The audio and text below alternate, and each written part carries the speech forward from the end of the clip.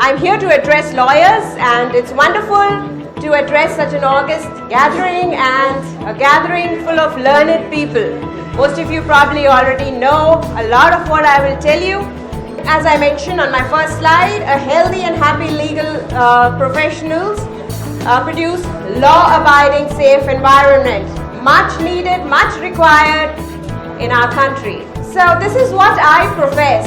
I profess that early diagnosis leads to better cure. I come from a field where healthcare is provided to you, and our aim as doctors always is to diagnose whatever you have as early as we can before it's too late. Now I should come to the most important topic, that is cancer. I have my reference here. This is the latest report submitted by PGI, and you can see that it shows how much in danger we all are. We all are, and our families are. So what is the cancer which is most common in men? In men it's lung cancer, and in women it is the breast cancer and the cervical cancer. So what do? Cancer is a sort of a verdict given. We just don't want. I'm a pathologist, and I have sadly have to tell so many people in the softest way that I can that they are suffering from cancer and they need to treat themselves. So cancer, here is the statistics. I'm not going to read it out. You could read it, and you can see that there is the highest incidence rate for cancer in the country lies here in Chandigarh.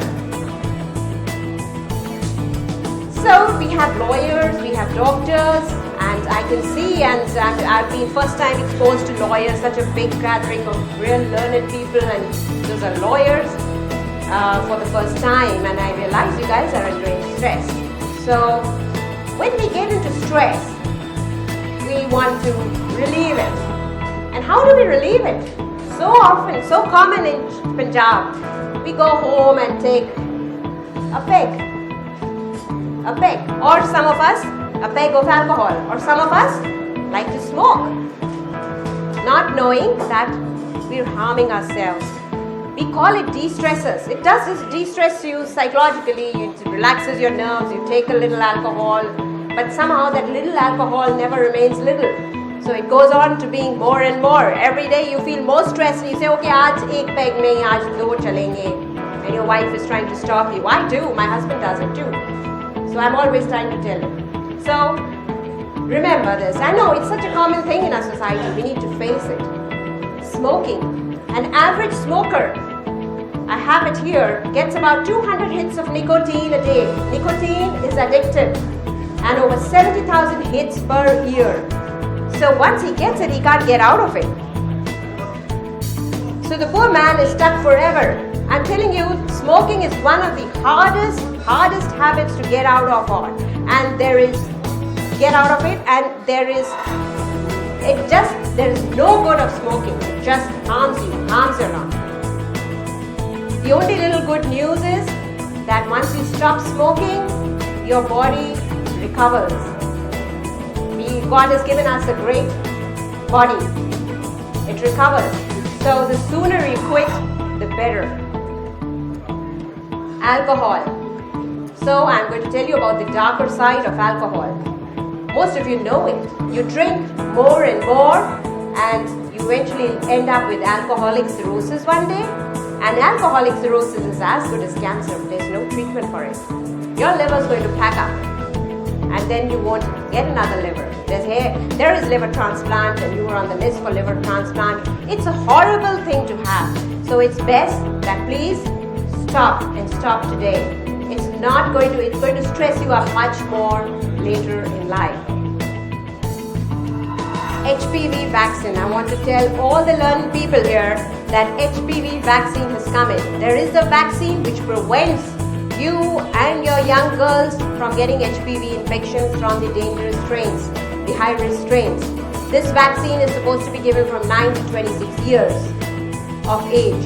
So please get your daughters, get your sisters vaccinated who are within this age group, vaccinated for HPV so that they do not, the risk for getting cervical cancer decreases.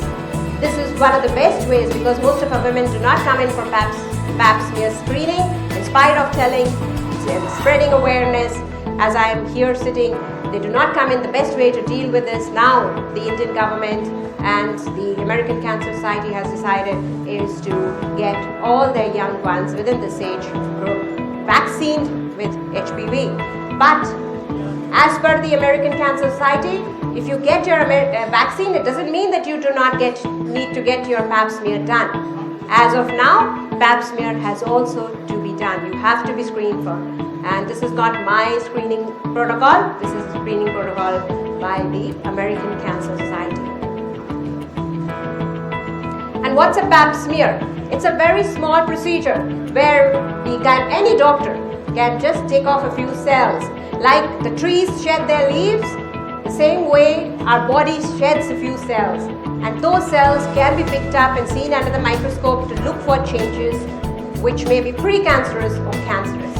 And that's what pap smear is all about. Breast cancer. It tops the list in the urban areas. Remember, 1 out of every 11 women is likely to get breast cancer. That's a very dangerous ratio.